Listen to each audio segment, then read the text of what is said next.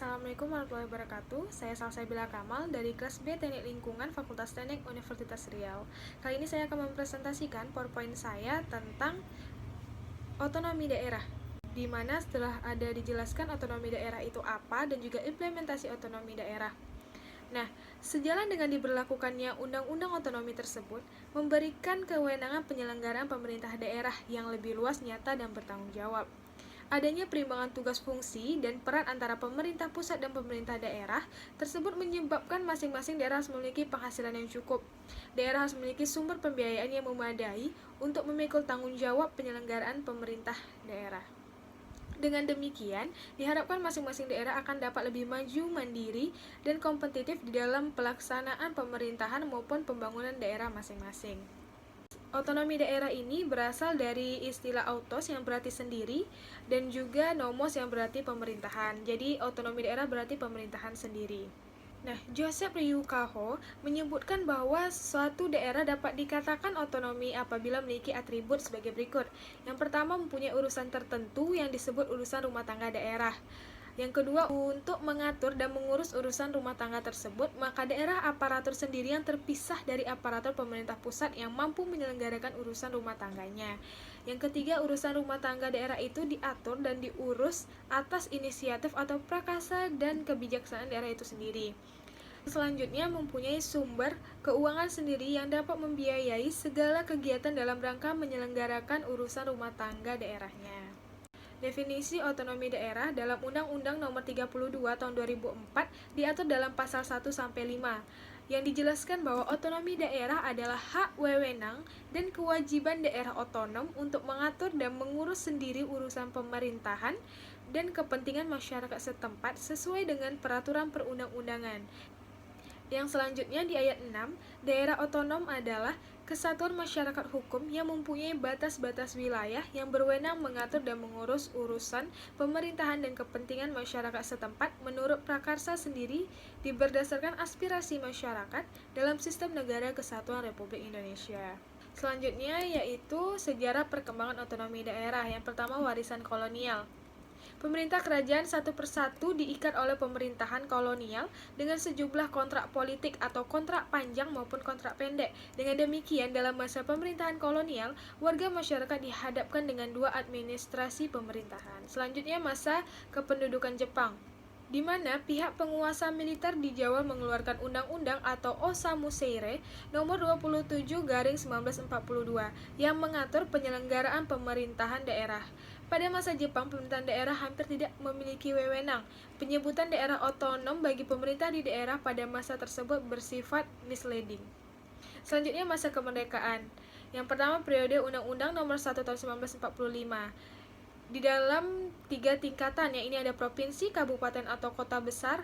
Yang ketiga, desa atau kota kecil. Selanjutnya, periode Undang-Undang Nomor 22 Tahun 1948 dinyatakan bahwa daerah negara RI tersusun dalam 3 tingkat, yaitu provinsi, kabupaten atau kota besar, dan yang ketiga, desa atau kota kecil. Yang keempat, yang berhak mengurus dan mengatur rumah tangganya sendiri. Yang ketiga, periode Undang-Undang Nomor 1 Tahun 1957 yang berhak mengurus rumah tangganya sendiri dalam 3 tingkatan. Yang pertama, daerah Swatantara tingkat 1 termasuk Kota Praja Jakarta Raya. Yang kedua, daerah Swatantra tingkat 2, dan yang ketiga, daerah Swatantara tingkat 3. Selanjutnya, periode penetapan Presiden nomor 6 tahun 1959 yang berlaku pada tanggal 7 November 1959. Hal ini menitik beratkan pada kestabilan dan efisiensi pemerintah daerah dengan memasukkan elemen-elemen baru. Selanjutnya, yang kelima, periode Undang-Undang Nomor 18 Tahun 1965. Nah, menurut undang-undang ini, wilayah negara dibagi menjadi 3 tingkatan, yaitu provinsi tingkat 1, kabupaten tingkat 2, dan kecamatan tingkat 3. Selanjutnya, periode Undang-Undang Nomor 5 Tahun 1974. Undang-undang ini menyebutkan bahwa daerah tidak berhak mengatur rumah tangganya berdasar asas desentralisasi. Yang keenam, periode Undang-Undang Nomor 5 Tahun 1974. Undang-undang ini menyebutkan bahwa daerah berhak mengatur rumah tangganya berdasarkan asas desentralisasi. Nah, dalam undang-undang ini dikenal 2 tingkatan daerah, yaitu daerah tingkat 1 dan daerah tingkat 2. Daerah Negara dibagi-bagi menurut tingkatannya menjadi provinsi atau ibu kota negara, kabupaten atau kota madya, dan yang ketiga kecamatan. Yang ketujuh, periode Undang-Undang Nomor 22 Tahun 1999. Pokok pikirannya yaitu pertama, sistem ketatanegaraan Indonesia wajib menjalankan prinsip pembagian kewenangan berdasarkan asas desentralisasi dalam kerangka NKRI. Yang kedua, daerah yang dibentuk berdasarkan asas desentralisasi dan dekonsentrasi adalah daerah provinsi, sedangkan daerah yang dibentuk berdasarkan asas desentralisasi adalah daerah kabupaten dan daerah kota. Yang ketiga, daerah di luar provinsi dibagi dalam daerah otonomi. Yang keempat, kecamatan merupakan perangkat daerah kabupaten. Yang kedelapan, periode Undang-Undang Nomor 32 Tahun 2004. Pada tanggal 15 Oktober dipisahkan Undang-Undang Nomor 32 Tahun 2004 tentang pemerintahan daerah, yang dalam pasal 239 dengan tegas menyatakan bahwa dengan berlakunya undang-undang ini nomor 22 tahun 1999 tentang pemerintahan daerah dinyatakan tidak berlaku lagi. Nah, selanjutnya ada dasar hukum dan landasan otonomi daerah. Dasar hukum yang pertama, Undang-Undang Dasar 1945, pasal 18 ayat 1 hingga 7, yang dimana ayat pertamanya, NKRI dibagi atas daerah-daerah provinsi, dan daerah provinsi itu dibagi atas kabupaten dan kota tiap-tiap provinsi kabupaten. Ayat kedua, pemerintahan daerah provinsi, daerah, kabupaten, dan kota mengatur dan mengurus sendiri urusan pemerintahan menurut asas-asas otonomi tugas pembantuan. Dan ayat 7, susunan dan tata cara penyelenggaraan pemerintah daerah diatur dalam undang-undang. Selanjutnya, Undang-Undang Nomor 32 Tahun 2004, pasal 2 ayat 1 sampai 4 yang mengatur tentang pemerintahan daerah, di mana ayat pertamanya yaitu NKRI dibagi atas daerah-daerah provinsi, dan daerah provinsi dibagi atas kabupaten dan kota yang masing-masing mempunyai pemerintahan daerah. Selanjutnya, yang terakhir ada ayat 4, pemerintah daerah dalam menyelenggarakan urusan pemerintahan memiliki hubungan dengan pemerintah dan dengan pemerintah daerah lainnya. Yang ketiga yaitu Undang-Undang Nomor 33 Tahun 2004, pasal 2 ayat 1 sampai 3 yang mengatur tentang sumber keuangan negara. Yang ayat pertamanya, perimbangan keuangan antara pemerintah dan pemerintah daerah merupakan subsisten keuangan negara sebagai konsekuensi pembagian tugas antara pemerintah dan pemerintah daerah. Lalu, otonomi daerah harus bertujuan untuk meningkatkan pelayanan terhadap masyarakat yang berada di wilayah otonomi tersebut, serta meningkatkan pula sumber daya yang dimiliki oleh daerah agar dapat bersaing dengan otonomi daerah lainnya. Selanjutnya, landasan teori. Yang pertama, asas otonomi, di mana asas tertib penyelenggaraan negara, asas yang menjadi landasan keteraturan, keserasian, dan keseimbangan dalam pengendalian penyelenggaraan negara. Selanjutnya, asas kepentingan umum yang mendahulukan kesejahteraan umum dengan cara aspiratif. Selanjutnya, asas kepastian hukum, di mana yang menggunakan landasan peraturan perundang-undangan, kepatutan, dan keadilan dalam setiap kebijakan penyelenggaraan negara.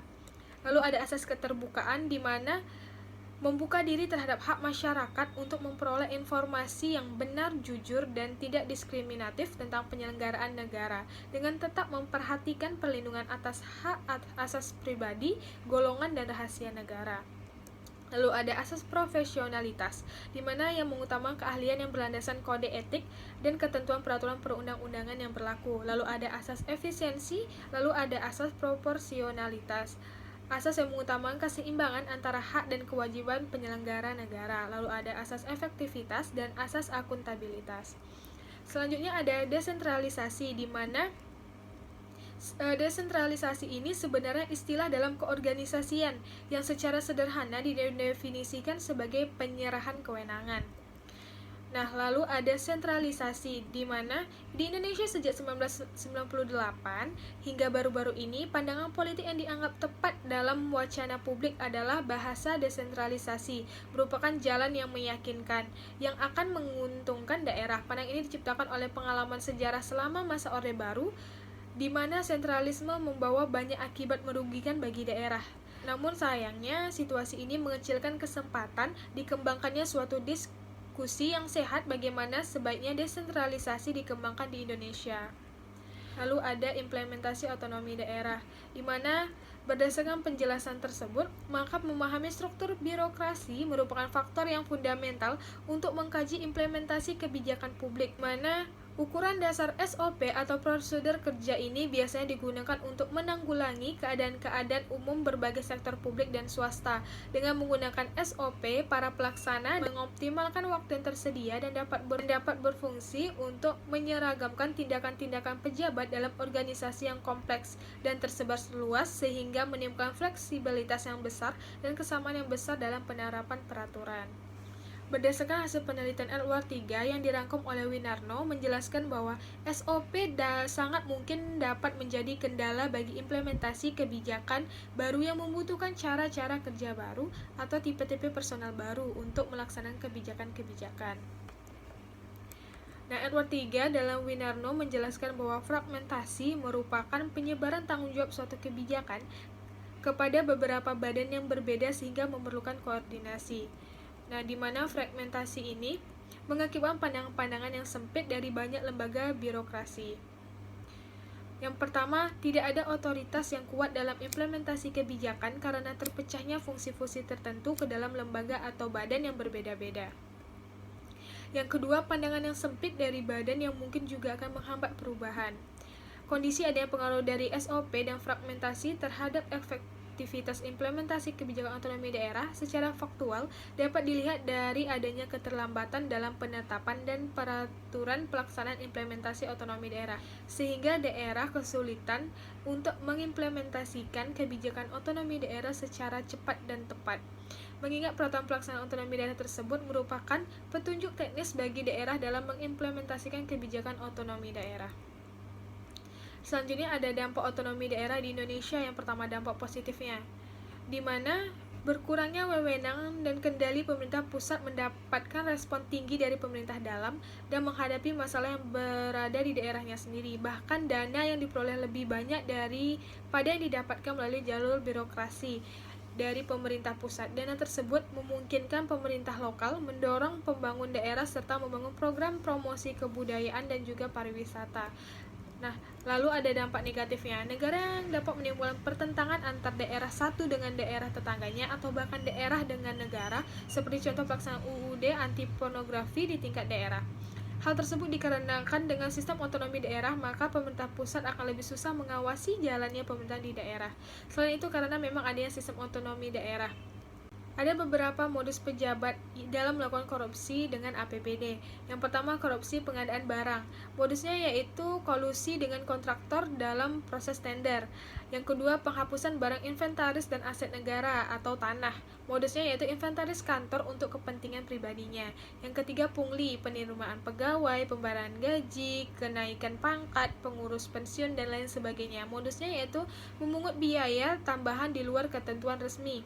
Yang ketiga, pemotongan uang bansos dan subsidi seperti sekolah, rumah ibadah, panti asuhan, dan jompo.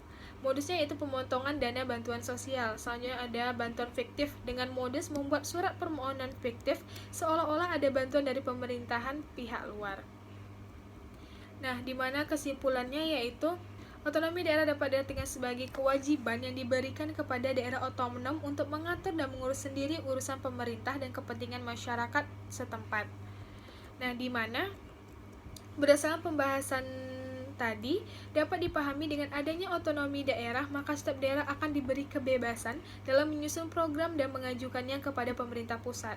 Hal ini sangat akan berdampak positif dan bisa memajukan daerah tersebut apabila orang atau badan yang menyusun memiliki kemampuan yang baik dalam merencanakan suatu program serta memiliki analisis mengenai hal-hal apa yang akan terjadi di kemudian hari.